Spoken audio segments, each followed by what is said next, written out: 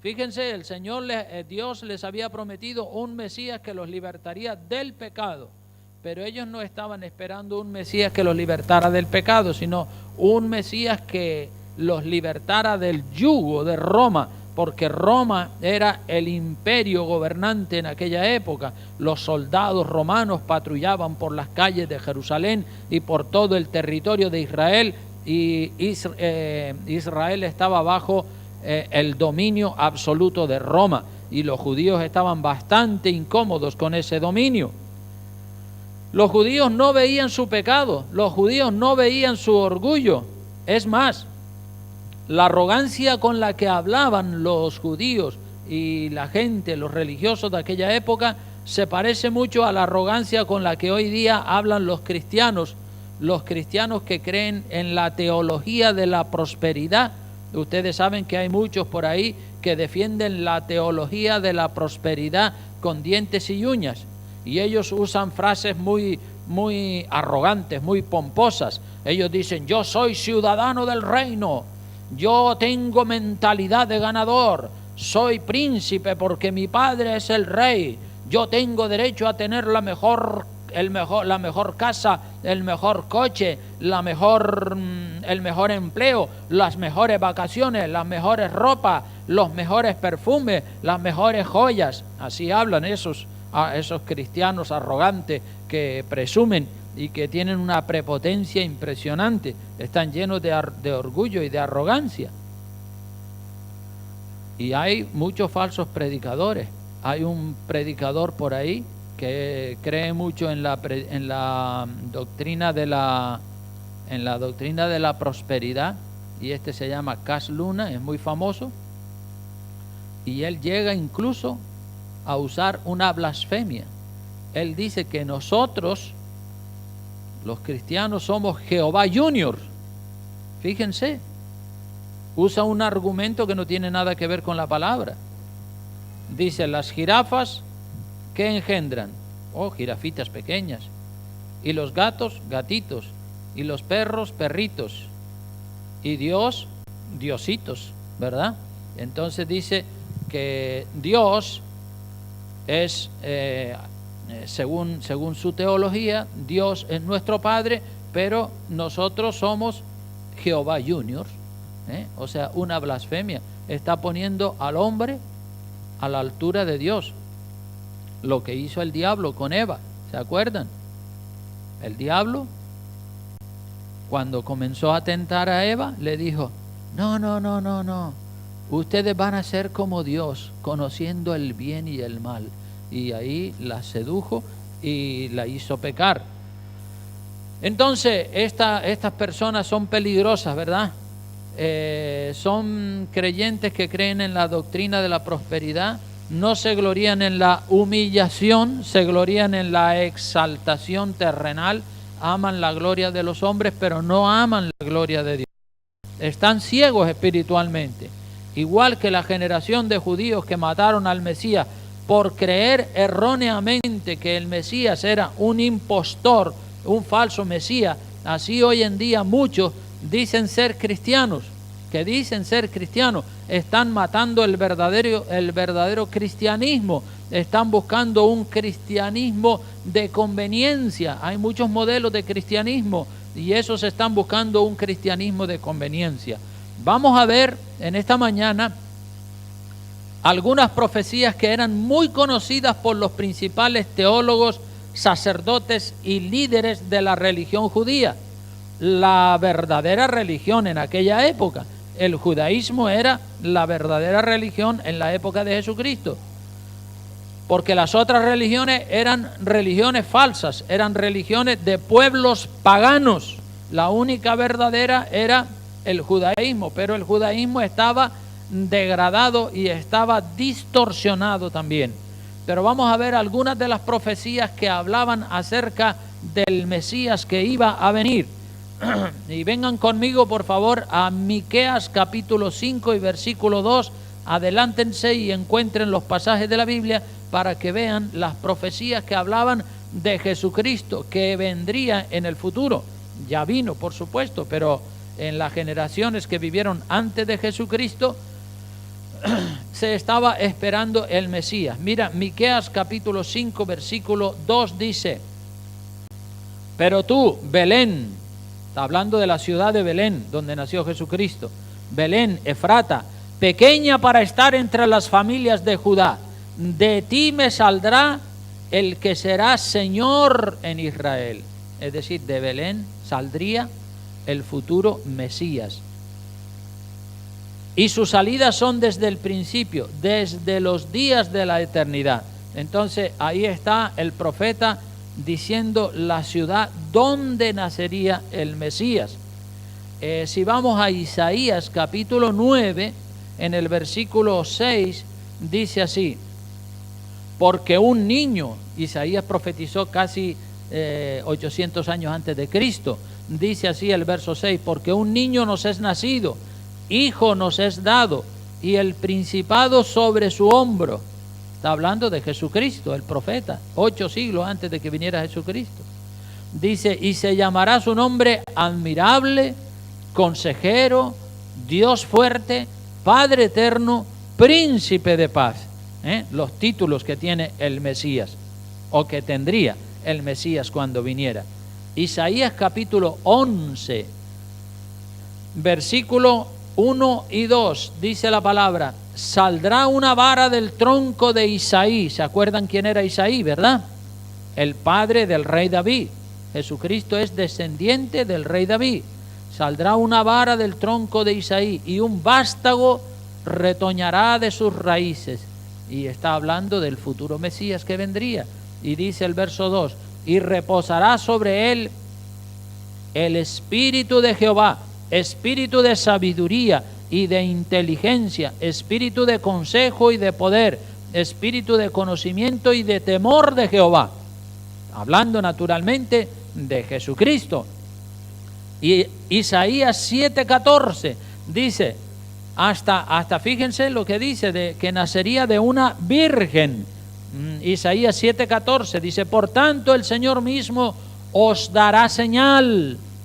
He aquí que la virgen concebirá y dará a luz un hijo, y llamará su nombre como Emmanuel. O sea que todas las profecías que hablaban de Jesucristo eran muy claras, y en la época anterior a la venida de Jesucristo las cosas tenían que estar muy claras, y la gente y los doctores de la ley tenían que estar muy bien formados en cuanto a las características, el lugar de nacimiento y todas las características acerca del Mesías. Y hay muchísimas profecías en el Viejo Testamento acerca del futuro Mesías que vendría a salvar a Israel de sus pecados. El Viejo Testamento está lleno, yo solamente he leído unas cuantas. Y si vamos ahora a Mateo, capítulo 2, versículo 6, miren lo que dice Mateo capítulo 2, versículo 6. Esta es ya, ahí nos relata el evangelista el momento del nacimiento de Jesucristo.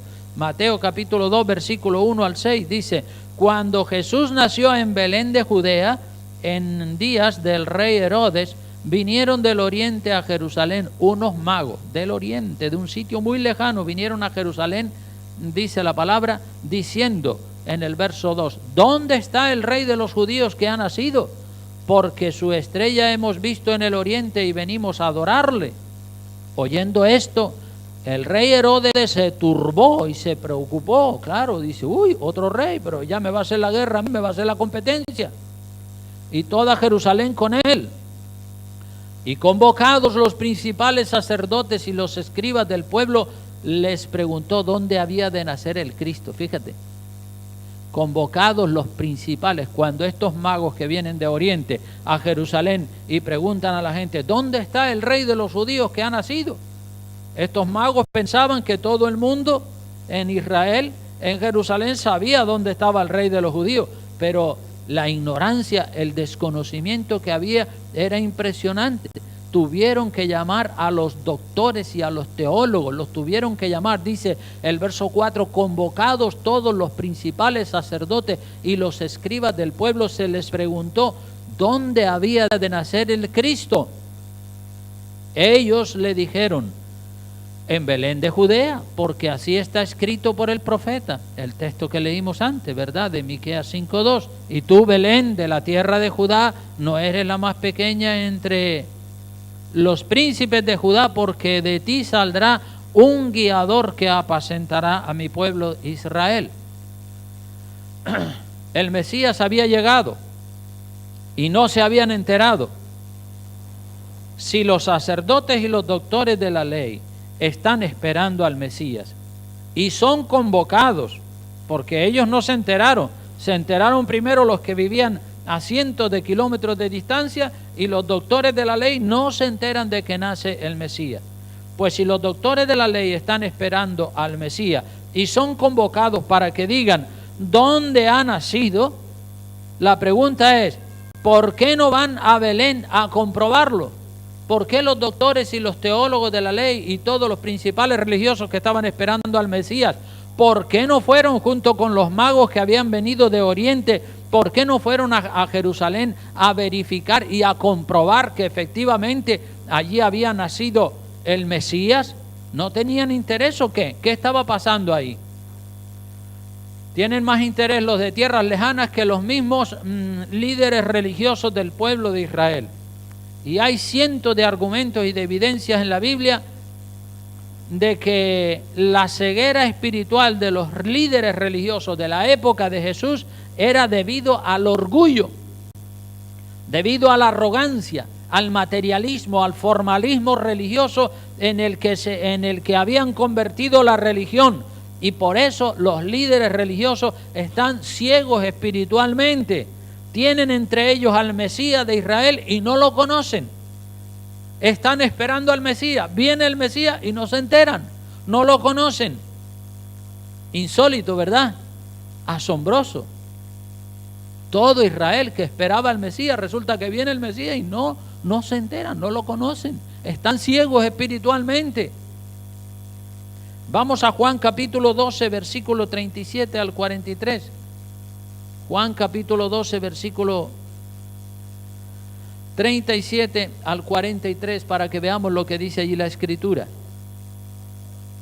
Dice así, Juan 12, 37, dice, pero a pesar de que había hecho tantas señales delante de ellos, no creían en él. Increíble. A pesar de que Jesucristo había hecho tantas señales delante de ellos, todavía había un sector grande, mayoritario, que no creía en él. Para que se cumpliese la palabra del profeta Isaías, que dijo, Señor, ¿quién ha creído a nuestro anuncio? ¿Y a quién se ha revelado el brazo del Señor? Por esto no podían creer, porque también dijo Isaías, cegó los ojos de ellos y endureció su corazón, para que no vean con los ojos y entiendan con el corazón. Se les ciega el entendimiento a las personas por el orgullo, por la arrogancia, por la prepotencia. Verso 41 dice, Isaías dijo esto cuando vio su gloria y habló acerca de él. Con todo eso, aún de los gobernantes, muchos creyeron en él. Fíjate lo que dice, de los gobernantes, muchos creyeron en él, pero a causa de los fariseos no lo confesaban para no ser expulsados de la sinagoga. Fíjate lo que es la conveniencia de la religión. Muchos de los principales y de los doctores de la ley creyeron en Jesucristo, pero estaban condicionados, porque los judíos habían dicho que si alguno creía en Jesucristo, que fuera expulsado de la sinagoga. Y ellos lo sabían y dice, si yo admito que Jesucristo es Señor y que es Dios, me van a expulsar de la sinagoga, entonces mejor me quedo calladito. Estaban condicionados, estaban amedrentados. Con todo eso, aún de los gobernantes, muchos creyeron en él, pero a causa de los fariseos no lo confesaban, cerraban la boca, tenían miedo. Tenían más miedo a los hombres que respeto a Dios. Y mira lo que dice el verso 43, muy significativo, ¿verdad? Dice, porque amaban más la gloria de los hombres que la gloria de Dios. Por eso estaban ciegos espiritualmente. Isaías lo profetizó, que estarían ciegos, que tendrían ojos para ver pero no verían, oídos para oír pero no entenderían el mensaje de la palabra. Deja claro el versículo 43 dónde estaba el problema de la ceguera espiritual de los líderes religiosos. Y cuando usted ama más la gloria de los hombres que la gloria de Dios, termina quedándose ciego espiritualmente. Hoy en día hay muchos evangélicos que están ciegos espiritualmente. Aman más la gloria de los hombres que la gloria de Dios. Aman más el aplauso, el halago, la aprobación del hombre caído. Aman más el dinero, la posición social. Aman más el evangelio, aman más un evangelio falso que el evangelio verdadero. Y el evangelio verdadero, por causa de estas personas, se ha ido degradando poco a poco, se ha institucionalizado. El evangelio que viven muchas iglesias hoy en día es un evangelio social, un evangelio al que le han quitado la cruz y que le han quitado todo aquello que va contra los parámetros de la sociedad moderna. Si se predica un evangelio radical, un evangelio verdadero, la gente se escandalizan y hasta se van de la iglesia. Predicas acerca del diezmo y los que son mezquinos y tacaños, ¡boom!, se marchan. En esta iglesia varias personas se han marchado cuando yo he predicado acerca del diezmo. O predicas acerca de que la mujer debe cubrirse la cabeza con un velo, como dice 1 Corintios 11, para orar y profetizar, y se va también otro grupo de la iglesia porque no acepta esa doctrina que es bíblica. Predicas contra la minifalda, el bikini, el mini short, los descotes y los pantalones ajustados, y otro grupo también se va. Predicas de que la salvación se puede perder, porque efectivamente la salvación sí se puede perder. Y cuando predica de eso, los que son calvinistas y creen salvo, siempre salvo, esos se van también de la iglesia porque van buscando una doctrina cómoda, una doctrina agradable a la carne. Predicas acerca de la sumisión y de la obediencia al pastor, porque el pastor es la autoridad espiritual de la iglesia, y se van los que quieren vivir un evangelio desordenado, un evangelio anarquista, individualista. O predicas que no es correcto que andes solo o sola por ahí con tu novio, con tu novia, y que no tengas relaciones sexuales con él, con ella, y se van de la iglesia los que precisamente hacen ese tipo de cosas. O predicas de las aflicciones del cristiano, como dijo Jesús: en el mundo tendréis aflicción, pero confiad, yo he vencido al mundo. Y también cuando predicas de eso se van de la iglesia aquellos que van buscando un cristianismo fácil, un cristianismo sin aflicciones. Predicas que la gente debe estar contenta y que deben dar gracias por lo que tienen y que no se afanen por hacerse ricos, y se van de la iglesia los que van buscando un evangelio de la prosperidad material.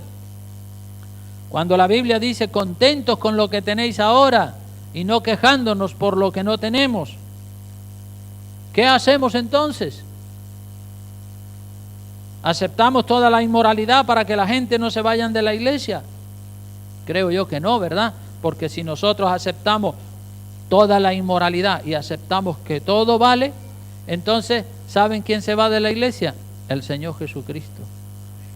Y si el Señor se va de la iglesia, si Jesús no está en la iglesia con su Espíritu Santo reinando en nuestros corazones, hermano, de nada, absolutamente de nada nos sirve nuestro cristianismo. Tiene que estar Cristo reinando, y Cristo no reina en las personas que están en un estado de rebeldía. Cristo reina solamente en los que le son obedientes y en los que se le someten al Señor. Y hermanos, todo esto que les digo es amar más la gloria de los hombres que la gloria de Dios, como hemos leído en el Evangelio según San Juan. Dice el verso 43, dice: porque amaban más la gloria de los hombres que la gloria de Dios. Y hay muchos que creen en la verdad, hay muchas personas que creen en la verdad, pero están condicionados porque aman la comodidad de una religión ritualista, modernista, cómoda, y no están dispuestos a ser mal mirados o mal considerados. Eso era lo que le pasaba a aquella generación, y hoy en día le pasa lo mismo a mucha gente. Lo dice el verso 42 de Juan capítulo 12. Con todo eso, aún de los gobernantes, muchos creyeron en Él, muchos creyeron en Jesucristo, pero a causa de los fariseos no lo confesaban para no ser expulsados de la sinagoga. Querían mantener su estatus social. Le tenían más respeto a la sociedad, a la gente, a la religión de hombre, que al mismo Señor. Qué malo es eso, ¿verdad? Cuando uno está condicionado. Pero uno tiene que amar a Dios por encima de todas las cosas. Los humildes pecadores, los humildes pescadores, gente del vulgo, sin letras, gente que eran analfabetos, ellos sí creyeron en Jesucristo y le sirvieron. Y yo creo, hermanos, creo que la humildad, la sencillez, el estar roto y quebrantado delante de los ojos de Dios es imprescindible para que la ceguera espiritual esté bien lejos de nosotros. Tenemos que estar humillados, tenemos que estar rotos completamente. Esa es una de las doctrinas cardinales de la palabra de Dios. Mira lo que dice Segunda de Crónicas, Primero de Crónicas 7:14. Vamos a Primero de Crónicas capítulo 7 versículo 14. Primero no, segundo de Crónicas. Es Segundo de Crónicas 7:14. Ese es un principio cardinal, un principio de los más importantes de la palabra. Segunda de Crónicas 7:14. Yo creo que muchos se lo saben de memoria. Dice, si se humillare mi pueblo, fíjate cómo empieza. Si se humillare quiere decir que el pueblo estaba en un estado de ¿qué? De orgullo y de soberbia, ¿verdad? Por eso dice, si se humillare mi pueblo. Si siguen en ese estado de orgullo y de soberbia, entonces ahí no puede haber absolutamente nada. Dice, si se humillare mi pueblo, sobre el cual mi nombre es invocado, y oraren, y buscaren mi rostro, y se convirtieren de sus malos caminos. Buscar el rostro y convertirse de los malos caminos, darle la espalda al pecado. Entonces yo oiré desde los cielos y perdonaré sus pecados y sanaré su tierra. Así, hermanos, que los arrogantes, los orgullosos, creen que el verdadero evangelio es falso. Los arrogantes y los orgullosos creen que el verdadero evangelio es falso y creen que el falso es verdadero. Fíjense cómo son las cosas. Creen que el verdadero es falso y el falso es verdadero. A lo malo llaman bueno y a lo bueno llaman malo. Y vamos ahora a la entrada triunfal de Jesucristo en Jerusalén en el Evangelio según San Lucas capítulo 19. Lucas capítulo 19. Veamos lo que dice allí la palabra de Dios. Lucas capítulo 19, en el versículo 28 en adelante. Dice así la palabra de Dios.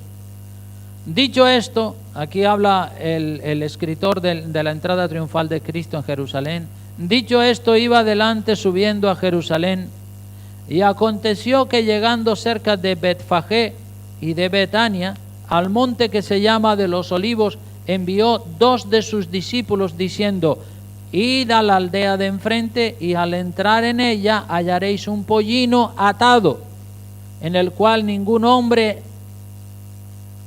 ha montado jamás. Desatadlo y traedlo. Y si alguien os preguntare por qué lo desatáis, le responderéis así, porque el Señor lo necesita.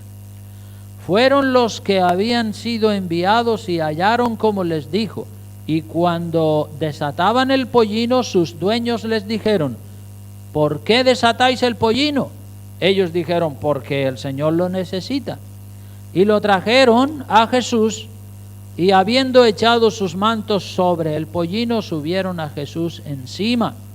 y a su paso tendían sus mantos por el camino. Cuando llegaban ya cerca de la bajada del monte de los Olivos, toda la multitud de los discípulos, gozándose, comenzó a alabar a Dios a grandes voces por todas las maravillas que habían visto, diciendo: bendito el Rey que viene en el nombre del Señor, paz en el cielo y gloria en las alturas. Entonces algunos de los fariseos de entre la multitud le dijeron: Maestro, reprende a tus discípulos. Él respondiendo les dijo: os digo que si estos callaran, las piedras clamarían. No era para menos, ¿verdad? Si aquella gente y aquellos niños y aquella gente que clamaba y decía: Hosanna, bendito el que viene en el nombre del Señor, si ellos se callan, hasta las piedras tienen que hablar, porque no era para menos. Jesucristo está entrando de una manera triunfante en la ciudad de Jerusalén. El pollino sobre el cual va montado ese burro es un animal de humildad. Un burro es manso, es humilde. El burro es trabajador, es servicial, como lo profetizó Zacarías, que el rey entraría montado en un burro. Zacarías 9:9. Sin perder el Evangelio según San Lucas, vengan a Zacarías 9:9 para que veamos que la profecía era bien clara. Zacarías 9:9 dice: alégrate mucho, hija de Sión, da voces de júbilo, hija de Jerusalén. He aquí tu rey vendrá a ti, justo y salvador, humilde y cabalgando sobre un asno, sobre un pollino, hijo de asna. Esta profecía, predicha 4 siglos antes de la venida de Jesucristo, también tenían que saberla los doctores de la ley, que Jesucristo no iba a entrar en Jerusalén montado en un caballo blanco con una tropa de soldados tras él, como un rey poderoso, como el rey David o como cualquier otro rey de estos poderosos, sino que iba a entrar en la ciudad de Jerusalén montado en un burrito. Pero la mentalidad materialista del judaísmo de aquella época no entendían eso. A ellos no les cabía en la cabeza que el rey de reyes y señor de señores viniera en un humilde burrito. Que va, eso no puede ser. Los conceptos equivocados que la gente tiene en la cabeza, ¿cuántas veces se cumplen en Jesucristo con toda exactitud milimétrica? Todas las profecías del Viejo Testamento, y ni aún así los grandes líderes religiosos se dan cuenta de que el que está entrando en Jerusalén es el Rey de Gloria. Tienen al mismísimo Rey de Gloria con ellos y solo ven un hombre montado en un burro. Solamente ven eso, un hombre montado en un burro.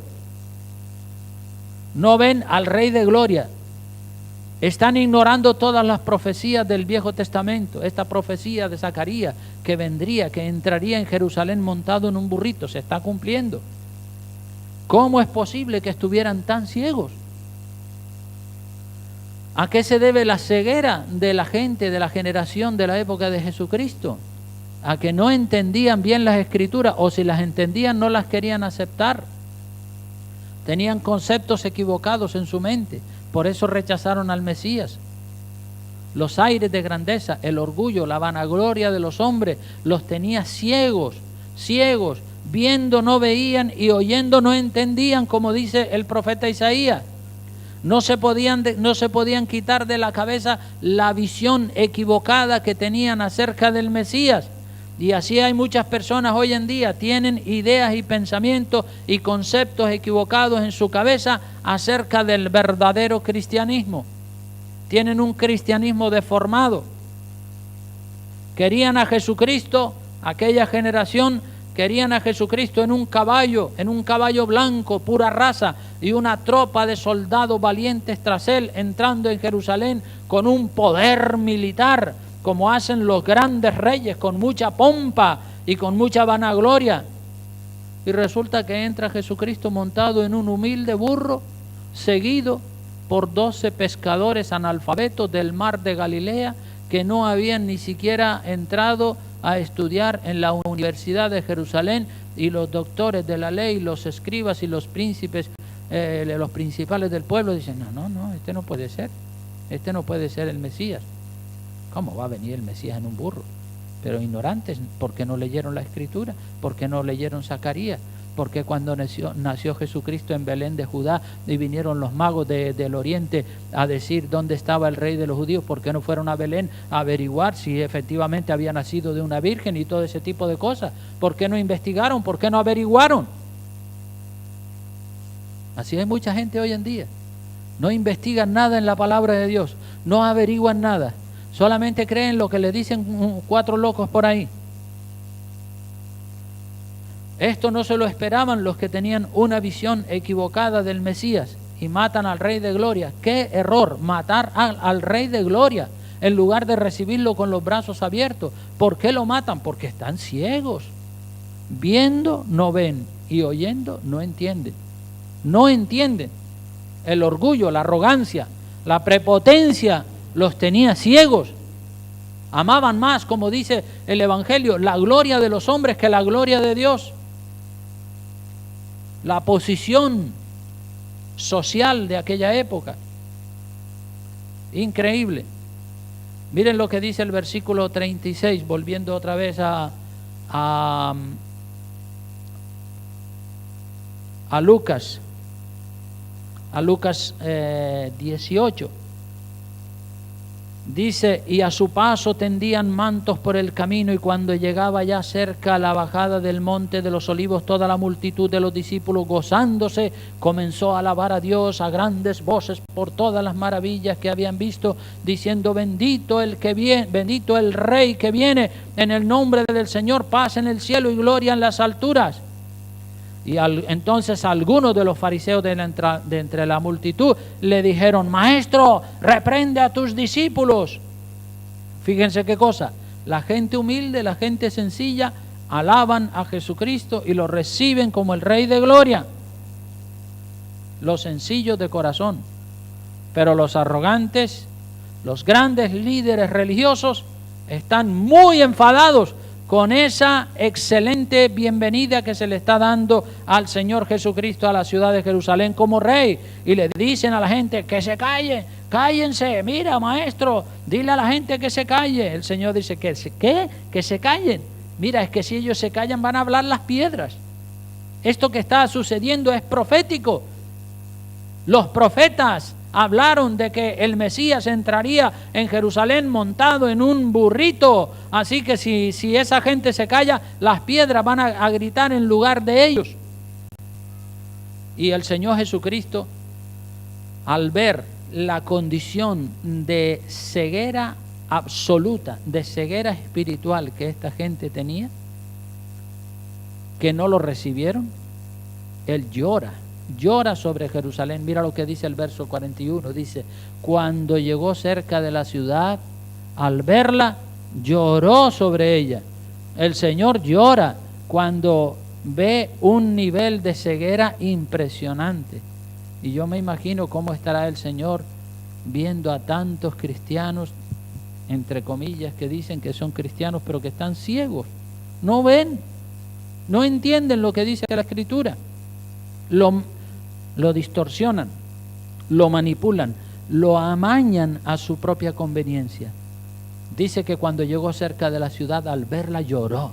Le dio tanta pena al Señor Jesucristo ver el estado de ceguera espiritual que tenían los escritos de los profetas, los salmos y la ley de Moisés, que hablaban con precisión milimétrica y con exactitud acerca del Mesías y que lo definían muy claramente, y ellos no se enteran y después presumen de que se las saben todas. El verso 42 dice, diciendo, oh, el llanto del Señor, oh, si también tú conocieses a lo menos en este día lo que es para tu paz. Oh, si te dieras cuenta, si entendieras, dice el Señor, mas ahora está encubierto de tus ojos. No te puedes dar cuenta, están ciegos espiritualmente. Qué pena. Y dicen que aman a Dios, y dicen que tienen la Torá, que tienen los escritos de los profetas, que tienen el libro de los Salmos, que tienen la ley de Moisés, que tienen todo, pero están ciegos. Tienen la ley, así hay mucha gente hoy en día, tienen la Biblia, pero no la entienden. No la entienden. Porque cuando una persona es orgullosa y arrogante, se queda ciego espiritualmente. Uno tiene que ser humilde, hermano. Uno tiene que ser humilde. Si se humillare mi pueblo, dice la Escritura. Humillarse, ¿qué es? Decir, sí, Señor, tú tienes razón. Ayúdame, no me quiero equivocar. Quiero estar en la verdad.